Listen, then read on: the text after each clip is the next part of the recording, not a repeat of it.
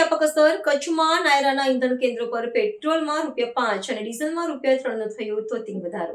મધ્ય પૂર્વના દેશોમાં ચાલી રહેલા યુદ્ધ અને તણાવની સીધી અસર હવે ગુજરાતના સરહદી જિલ્લા કચ્છમાં પણ જોવા મળી રહી છે।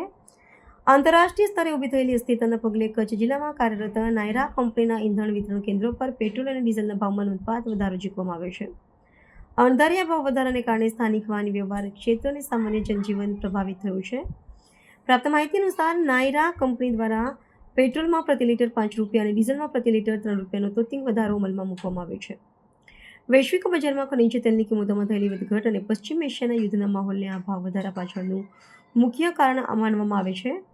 એકાએક લાદવામાં આવેલા નવા દરોના કારણે માલવાહક વાહનોના સંચાલકો અને રોજિંદા મુસાફરોની આર્થિક ગણતરી સંપૂર્ણપણે ખોરવાઈ ગઈ છે। ઇંધણના ભાવમાં થયેલા મોટા વધારાથી કચ્છના વાહન ચાલકો પર આર્થિક બોજ આવી પડ્યો છે। સ્થાનિક નાગરિકો અને વાહન માલિકોમાં આ નિર્ણય પ્રત્યે ઘેરી ચિંતા જોવા મળી રહી છે, કારણ કે ડીઝલના ભાવ વધારાથી પરિવહન ખર્ચમાં સીધો ઉછાળો આવશે, જે અંતે જીવન જરૂરી ચીજવસ્તુઓની મોંઘવારીમાં પરિણમી શકે છે। આગામી સમયમાં જો આંતરરાષ્ટ્રીય સ્તરે યુદ્ધની પરિસ્થિતિ વધુ વણસશે તો ઇંધણના ભાવમાં હજુ પણ વધારો થવાની ભીતિ સેવાઈ રહી છે। મારું નામ જગદીશભાઈ આહિર છે। હું કચ્છ નાયરા પેટ્રોલ પંપ એસોસિએશનનો પ્રમુખ છું। ખાસ કરીને વાત કરવામાં આવે તો માત્ર નાયરાના પેટ્રોલ પંપો ઉપર જ ભાવ વધારો જોવા મળી રહ્યો છે, શું કહેશો?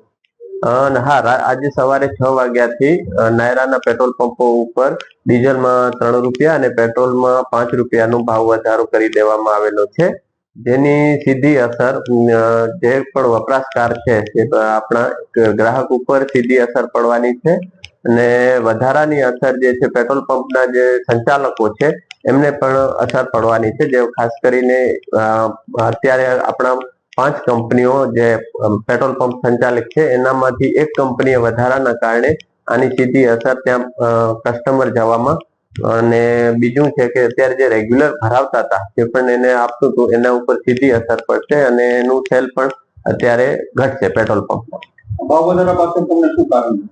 ભાવ વધારા પાછળ જે અત્યારે વિશ્વમાં જે યુદ્ધનું માહોલ ચાલી રહ્યું છે જેના કારણે ક્રૂડમાં જે વધારો થયો છે એના કારણે કંપનીઓએ ભાવ વધારો કર્યો છે, અને પ્રાઇવેટ સેક્ટરની કંપની હોવાથી આના ઉપર ગવર્મેન્ટ કંટ્રોલ નથી, એટલા માટે ભાવ વધારો કરી શકે છે। ખાસ કરીને કચ્છમાં આપણે ટ્રાન્સપોર્ટ ઉદ્યોગ વધારે છે, તેના પર આની અસરો કેવી છે? સાહેબ, ટ્રાન્સપોર્ટ ઉપર સીધી અસર થશે, કારણ કે જે મહત્તમ ડીઝલનો વપરાશ કરતા હોય છે એ ટ્રાન્સપોર્ટ ઉદ્યોગમાં જ થતો હોય છે, તો અત્યારે જે ₹3નો વધારો છે એ બહુ મોટી અસર કરશે। એક તો ડીઝલની પુરવઠામાં પણ અત્યારે બધી જગ્યાએ ટ્રાન્સપોર્ટ માટે પૂરતો જથ્થો મળવું મુશ્કેલ પડે છે, એમાં ભાવ વધારો એટલે ડબલ અસર કરી શકે।